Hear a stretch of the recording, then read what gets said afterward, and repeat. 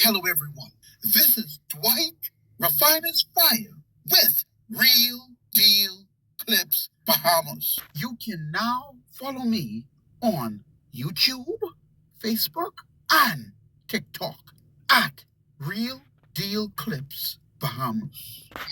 Well, what we have is what you call a bifurcation of the world order. The old God has dominated for close to 100 years. It's like the emperor has no clothes on. The emperor is naked. And what we mean when we say the emperor is naked, that means he can't do anything. He turns right, he turns left, he's naked. He can spin around, he can stand on his head. He's still naked. And his nakedness is being exposed. So you could imagine a situation like this. The Americans could give you a paper contract today to buy an ounce of silver for $90.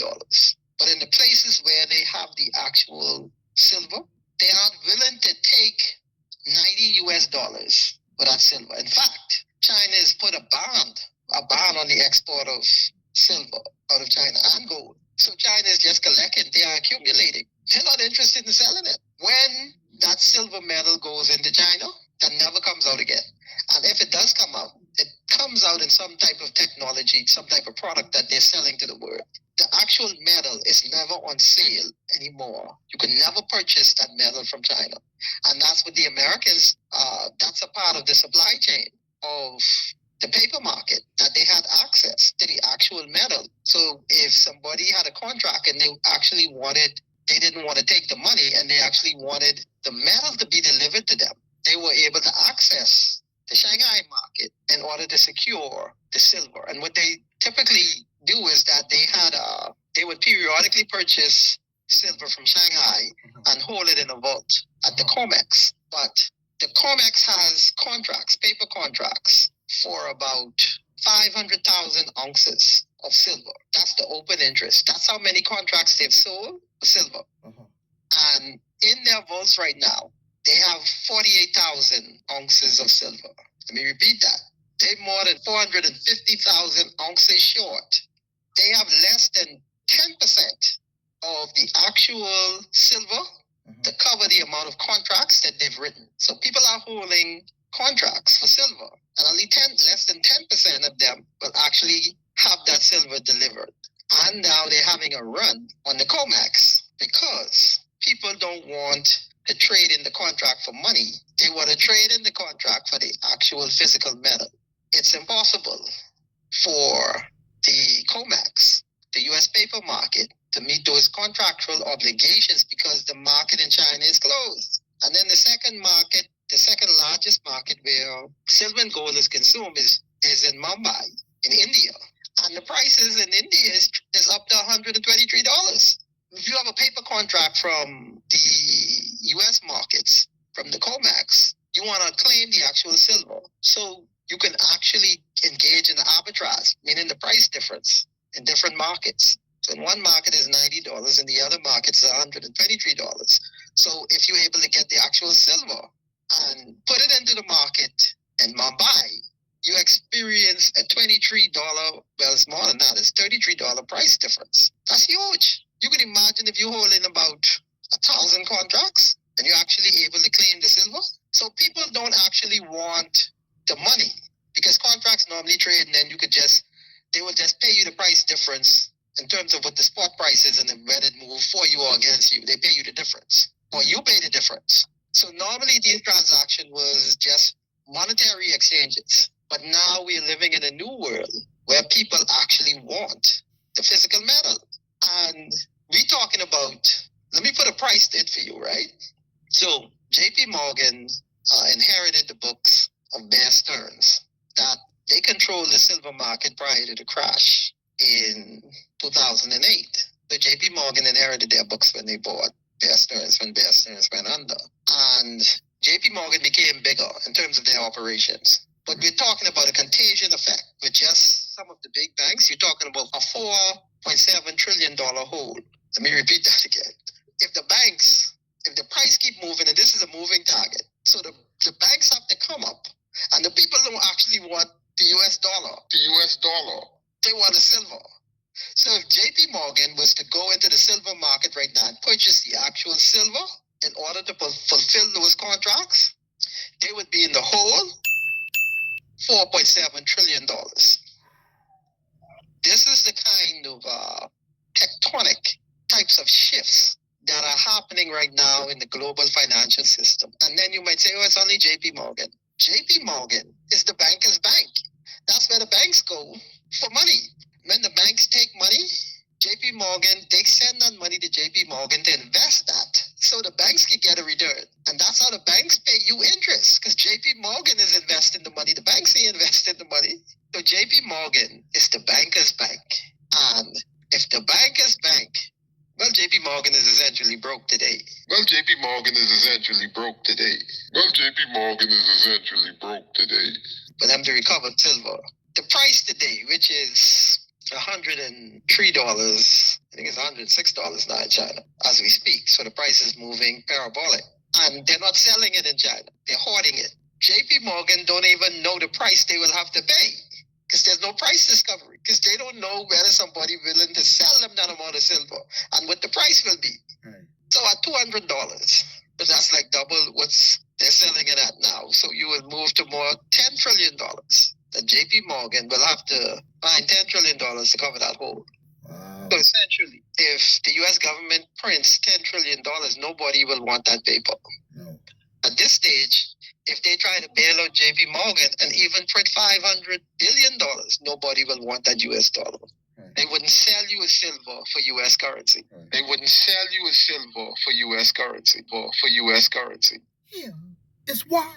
Take a listen. And this is current and up to date, what you're about to hear. Donald Trump returned to the White House. His supporters called him Teflon coated. But 1 year into his presidency, his second presidency, cracks have begun to appear in Trump's armor. We'll start with the US dollar. Over the past year, it has fallen by 10%. In fact, this week, the US dollar recorded its sharpest one-day drop. It fell to a 4-year low. Donald Trump said a weaker currency was actually, and I'm quoting, great. It's classic Trump.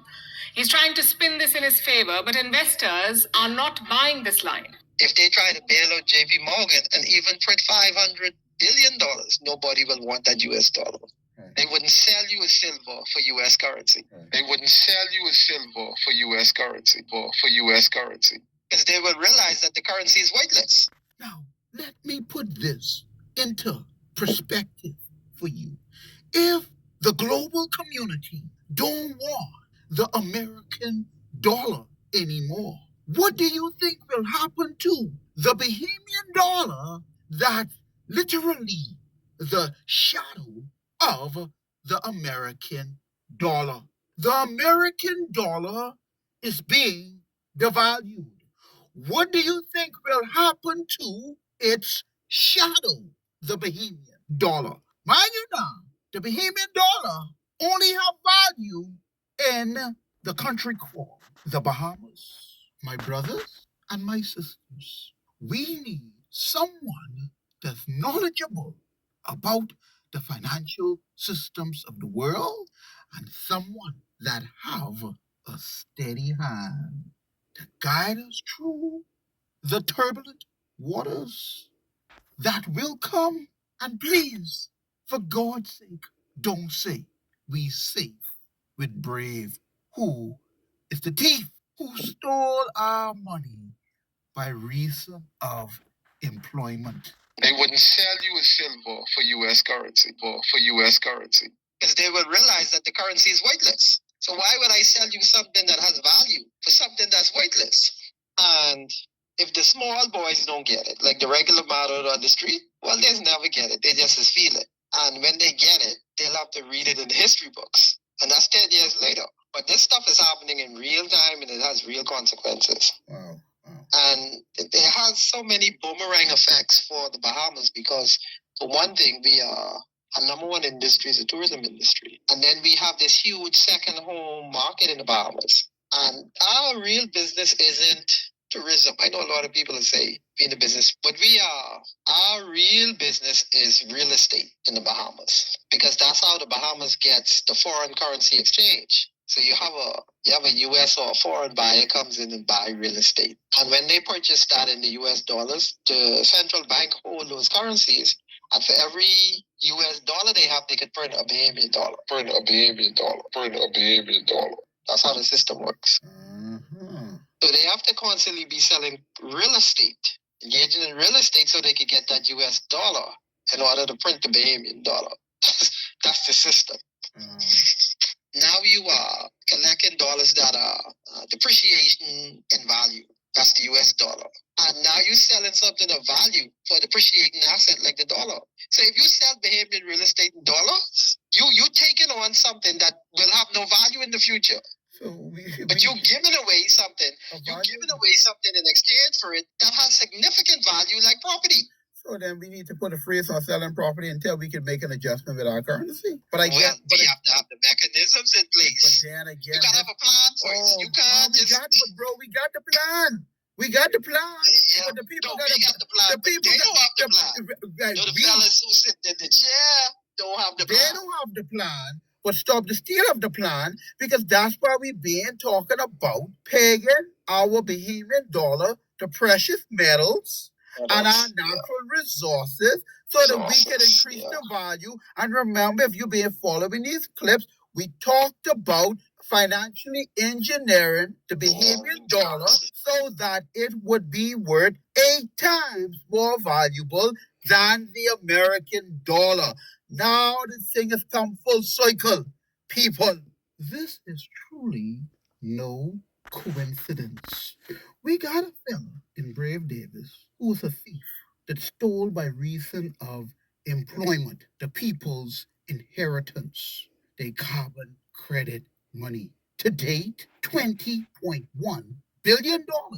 Then we have the opposition leader. That's a co-conspirator because he's supposed to be Her Majesty's loyal opposition. But he himself is compromised along with other members of Parliament from the Free National Movement that got on average $1.5 million from Brave Davis, except Aaron Lewis. And let's don't forget now, all them PLP members of Parliament, even those in the cabinet, they all took bribes from Philip Davis. But then you got one fella who say he is an alternative and he is a third party, the pot calling the kettle black. Right now, if you go out there on the hundreds of acres he cleared illegally, the land still bare, the heritage land. But here's the pot calling the kettle black. But lo and behold, there's a ram caught in the thickets of the bush. A man by the name of Ricardo Thurston. That's built for this time and this dispensation that's going on in the financial world. A man that is a research analyst and a financial analyst that has been ahead of the curve. Not just ahead of the curve and breaking down the theft by reason of employment by Brave Davis, but now a man that's pointing out to the Bahamian citizen what's about to come. But not just pointing out, a man that has already in his possession legislation that would insulate us from the blowback, from the destruction of the American dollar. We got to get behind this legislation. When these clips come out, you got to send these clips to everybody and their ma to make sure that everybody is on page so that when it's time to move, we can move and act and save our country. But I don't mean to be the bearer of bad news, right? But I'm looking at this and what's happening now. And I'm wondering if we are too late. Because right now as we speak, right? The countries are positioning themselves for the New World Order. What are we doing? We have a prime minister who's bragging about serving tuna and grits for breakfast. Now, the word if, he used the word if. If is conditional. I will give you my honest opinion. As long as there's life, there's always hope. And God ain't bring us this far to leave us. So if we gotta call a solemn assembly, a time of fasting and praying in the nation, our God will deliver us. Support the legislation.